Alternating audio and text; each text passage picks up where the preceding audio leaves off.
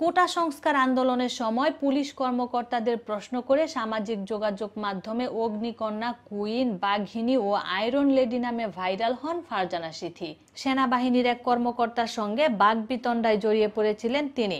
পরে অবশ্য এক ভিডিও বার্তায় সেনা কর্মকর্তার সঙ্গে ঘটে যাওয়া আচরণের জন্য দুঃখ প্রকাশ করেছিলেন। আর ভাইরাল সেই ফারজানা সিথি এবার আসিফ আকবরের গানের মডেল হতে যাচ্ছেন। সংবাদ মাধ্যমকে বিষয়টি নিশ্চিত করেছেন আসিফ নিজেই।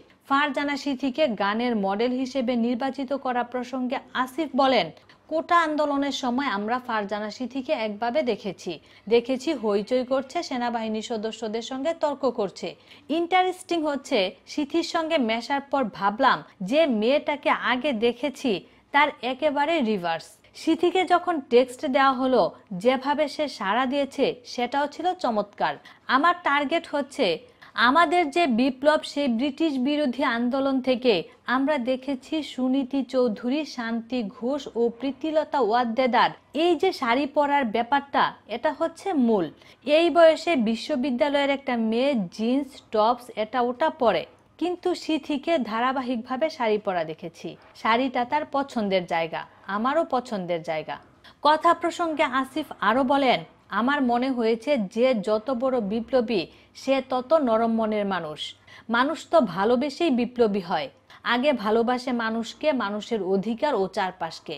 কথা বলে দেখলাম সে বিড়াল খুব পছন্দ করে। আমার অফিসে তো বিড়ালে ভর্তি। আজ দুপুরে সিথি আমাকে ফোন করে বলল, ভাইয়া আমি কিছু রেডিয়াম বেল্ট কিনছি, আপনার অফিসের বিড়ালগুলোকে বেল্টগুলো পরিয়ে দিলে কেউ মারবে না। সিথি খুবই অন্যরকম মেয়ে, তাকে বাইরে থেকে যেরকম দেখা যায় ঠিক তার উল্টো। সিথির যে ইমেজটা মানুষ দেখছে এটা উচিত নয়। বিপ্লবের সময় সে যা খুশি তাই হবে, কোনো সমস্যা নেই। সুতরাং সিথির ভেতরকার যে মানুষটা সেটাই আমরা দেখাতে চাই।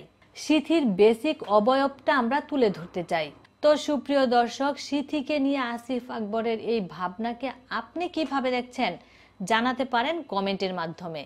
বিনোদন জগতের খবরাখবর পেতে আমাদের সঙ্গে থাকার জন্য আপনাকে আন্তরিক